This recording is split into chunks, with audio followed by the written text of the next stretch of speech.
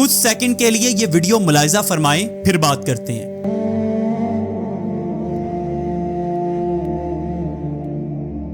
یہ جو عورت بابا بابا چیخ رہی ہے نا، یہ اس جانور کی بیوی ہے، اور سامنے والا جو جانور نما مرد اس کے منہ پہ تھپڑ رسید کر رہا ہے وہ اس کا خاوند ہے۔ اور ابھی تک جتنی اطلاع ملی ہے یہ عورت 3 ماہ کی حاملہ بھی تھی۔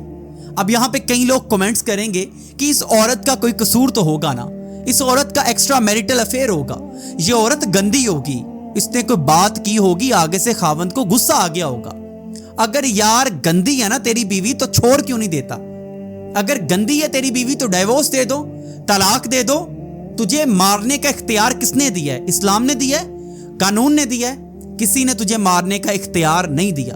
میں اپیل کرنا چاہوں گا والدین سے بھی، اپنی بیٹیوں کو کہہ کے بھیجا کریں جب رخصتی کریں کہ بیٹا اپنے گھر میں بسنا، لیکن یہ کہہ کے نہ بھیجا کریں کہ اگر کوئی جانور مل جائے نا تو اسے بھی جھیلتے رہنا، اسے بھی برداشت کرتے رہنا۔ حضرت ایوب علیہ السلام کی بیوی کی کوئی بات انہیں ناگوار گزری تو آپ نے غصے میں آ کے قسم اٹھا لی کہ میں تمہیں اتنے کورے ماروں گا، تو اللہ تعالیٰ نے فوراً پیغام بھجوایا کہ آپ ایسا کریں کہ ایک ہلکا سا جھاڑو لے لیں اور اشارتاً اپنی بیوی کو ماریں تاکہ بیوی کو تکلیف بھی نہ ہو اور آپ کی شرط بھی پوری ہو جائے۔